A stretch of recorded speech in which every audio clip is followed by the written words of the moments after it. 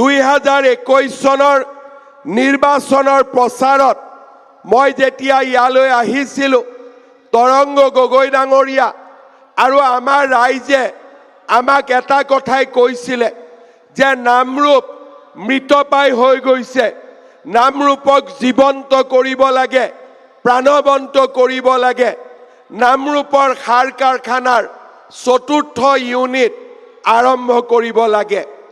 প্ৰধানমন্ত্ৰী নৰেন্দ্ৰ মোদী ডাঙৰীয়াক আমি নামৰূপৰ ৰাইজৰ আশা আৰু আকাংক্ষাৰ কথা অৱগত কৰিছিলোঁ আৰু আমি তেখেতক কৈছিলোঁ যে 5 লাখ মেট্ৰিক টনৰ এটা ইউৰিয়া উৎপাদনৰ প্ৰকল্প ভাৰত চৰকাৰে প্ৰস্তুত কৰিছিলে, তাক আপুনি অনুমোদন দিব লাগে। আমি বিচাৰিছিলোঁ 5 লাখ মেট্ৰিক টনৰ, আৰু প্ৰধানমন্ত্ৰী ডাঙৰীয়াই আজি ভূমি পূজন কৰিব 12 লাখ মেট্ৰিক টনৰ ইউৰিয়া কোম্পানী।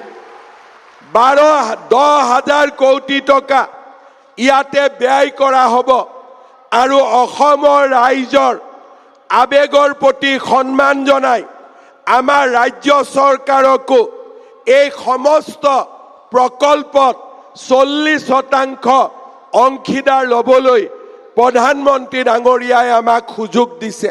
কেইটামান দিনত আমাৰ ৰাজ্যখনৰ বাবে কেইবাটাও প্ৰকল্প প্ৰধানমন্ত্ৰী ডাঙৰীয়াই আমাক উপহাৰ দিছে।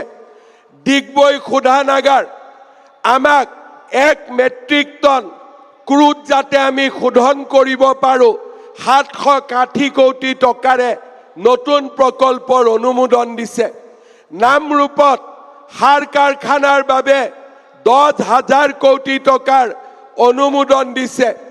নুমলীগড় ৰিফাইনেৰীক আজি বাঁহৰ পৰা ইথানেল, পলিপ্ৰপেলিন আৰু 9 মেট্ৰিক টনলৈকে আজি উন্নত কৰিবৰ বাবে প্ৰায় 40,000 কোটি টকা প্ৰধানমন্ত্ৰী ডাঙৰীয়াই অনুমোদন দিছে।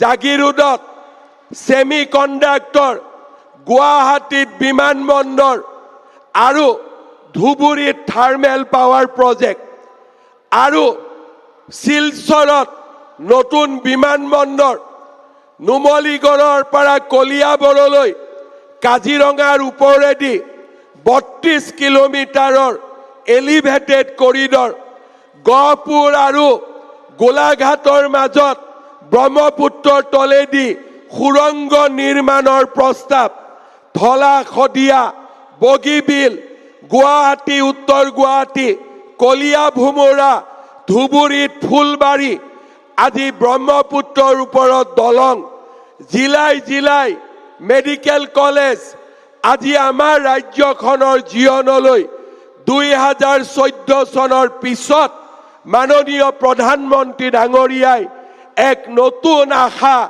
আৰু নতুন পৰিৱৰ্তনৰ আৰম্ভণি কৰিলে। আমি অসমীয়াই কেতিয়াও কল্পনা কৰা নাছিলোঁ যে এজন প্ৰধানমন্ত্ৰীৰ কাৰ্যকালতে বগীবিলতো দলং হ'ব, ধলাতো দলং হ'ব, নামৰূপতো সাৰ কাৰখানা হ'ব, কলিয়া ভোমোৰাৰ ওপৰতো দলং হ'ব, জাগিৰোডত ছেমি কণ্ডাক্টৰ হ'ব, গুৱাহাটীত অত্যাধুনিক বিমানবন্দৰ হ'ব। আমি অসমীয়াই কেতিয়াও তাক কল্পনা কৰা নাছিলোঁ। অসমীয়াই আকাশ চুব পাৰে। আজি প্ৰধানমন্ত্ৰী ডাঙৰীয়াই প্ৰমাণ কৰি দিলে অসমীয়াই আকাশ চুব পাৰে নহয়, অসমীয়াই আকাশ চুবই। আজি প্ৰধানমন্ত্ৰী ডাঙৰীয়াৰ নেতৃত্বত অসমীয়াই আকাশ চুইছে। আমি আমাৰ ৰাজ্যৰ পৰা মনমোহন সিঙক ৰাজ্যসভালৈ পঠিয়াইছিলোঁ, প্ৰধানমন্ত্ৰী কৰিছিলোঁ। তেওঁৰ দিনতেই ছেমি কণ্ডাক্টৰ হ'ব পাৰিলেহেঁতেন। তেওঁৰ দিনতেই আজি নামৰূপত সাৰ কাৰখানা হ'ব পাৰিলেহেঁতেন, কিন্তু অসমীয়াই সেই সুযোগ নাপালে। আজি প্ৰধানমন্ত্ৰী ডাঙৰীয়াই আমাৰ আবেগক সন্মান জনাই, আমাৰ বিকাশত সহযোগিতা আগবঢ়াই আৰু অসমীয়া যুৱকে নতুন দিগন্ত চুব তাৰ বাবে মোদী ডাঙৰীয়াই আমাক সকলো দিশৰ পৰা সহযোগিতা কৰিছে।